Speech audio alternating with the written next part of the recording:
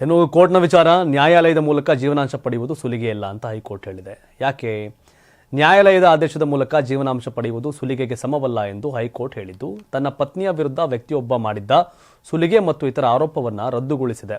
2023ರಲ್ಲಿ ಮಂಗಳೂರು ಮತ್ತು ಬೆಂಗಳೂರು ಮೂಲದ ದಂಪತಿಗಳು ಸಲ್ಲಿಸಿದ ಅರ್ಜಿಗಳನ್ನು ನ್ಯಾಯಮೂರ್ತಿ ಎಂ ನಾಗಪ್ರಸನ್ನ ಅವರಿದ್ದ ನ್ಯಾಯಪೀಠ ಪುರಸ್ಕಾರ ಮಾಡಿದೆ.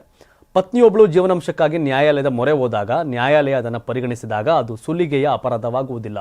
ಇದು ಕಾನೂನು ಪ್ರಕ್ರಿಯೆಗಳಾಗಿದ್ದು, ಉನ್ನತ ನ್ಯಾಯಾಲಯವು ಅದನ್ನು ಬದಲಾಯಿಸದಿದ್ದರೆ ಅಥವಾ ಮಾರ್ಪಡಿಸದಿದ್ದರೆ ಜೀವನಾಂಶ ಪಾವತಿಸಲು ಪತಿ ಕಾನೂನುಬದ್ಧವಾಗಿ ಬದ್ಧನಾಗಿರ್ತಾನೆ ಎಂದು ಹೇಳಿದೆ.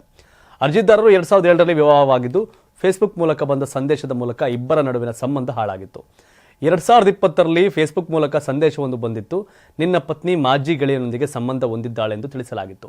ಇದರಿಂದ ದಂಪತಿಗಳ ನಡುವಿನ ಸಂಬಂಧ ಹಾಳಾಗಿತ್ತು. ಈ ನಡುವೆ ಪತ್ನಿ ತನ್ನ ಪತಿ ವಿರುದ್ಧ ಕೌಟುಂಬಿಕ ದೌರ್ಜನ್ಯ ಮತ್ತಿತರ ಆರೋಪದ ಮೇಲೆ ದೂರು ದಾಖಲಿಸಿದಳು. ಬಳಿಕ ಪತ್ನಿ ವಿರುದ್ಧ ಸುಲಿಗೆ ಆರೋಪ ಸೇರಿದಂತೆ ಇತರ ಆರೋಪಗಳನ್ನ ಮಾಡಿ ದೂರು ದಾಖಲಿಸಿದ್ದರು. ವಾವ್! ಅಲ್ಲಾಲೆ ಮೊಬೈಲ್ ಕೊಟ್ಟು ಚಟದಿಂದ ಮಗು ಆತ್ಮಹತ್ಯೆ ಮಾಡ್ಕೊಂಡಿತ್ತು. ಇಲ್ಲಿ ಸೋಷಿಯಲ್ ಮೀಡಿಯಾ, ಫೇಸ್ಬುಕ್ಕಲ್ಲಿ ಬಂದಂಥ ಮೆಸೇಜ್, ನಿನ್ನ ಹೆಂಡತಿ ಮಾಜಿ ಗೆಳೆಯನೊಂದಿಗೆ ಸಂಬಂಧ ಇಟ್ಟುಕೊಂಡಿದ್ದಾಳೆ ಅನ್ನೋ ಸಂದೇಶ ಈ ಮನೆ ಹಾಳು ಮಾಡಿತು. ದುರಂತಗಳು ಸೋಷಿಯಲ್ ಮೀಡಿಯಾಗಳ ಯಾವ ಮಟ್ಟಿಗೆ ಪ್ರಭಾವ ಬೀರ್ತಿದೆ ಬದುಕಲ್ಲಿ ಅಂತ. 84ರಿಂದ 50 kg ಬಂದೆ, ಆಮೇಲೂ ಸಣ್ಣಗೆ ಫಿಟ್ ಆಗಿದ್ದೀನಿ. ಅದಕ್ಕೆ ನಾನು ಯೂಸ್ ಮಾಡ್ತಾ ಇರೋದು ಜೀನಿ ಸ್ಲಿಮ್. ಸಣ್ಣ ಆಗೋಕ್ಕೆ ಜೀನಿ ಸ್ಲಿಮ್ ಯೂಸ್ ಮಾಡಿದೆ, ಹೆಲ್ದಿನೂ ಅದೇ. ನೀವು ಸಣ್ಣ ಆಗಬೇಕಾ, ಹೆಲ್ದಿ ಆಗಬೇಕಾ? ಹಾಗಿದ್ರೆ ಜೀನಿ ಸ್ಲಿಮ್ ಯೂಸ್ ಮಾಡಿ.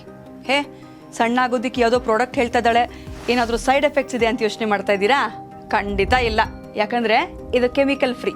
ಸಣ್ಣ ಆಗಬೇಕು ಅಂದರೆ ಜೀನಿ ಸ್ಲಿಮ್ ಯೂಸ್ ಮಾಡಿ. ಹೆಚ್ಚಿನ ಮಾಹಿತಿಗೆ ಕೆಳಗೆ ಡಿಸ್ಪ್ಲೇ ಆಗ್ತಿರೋ ನಂಬರ್ಗೆ ಕಾಲ್ ಮಾಡಿ.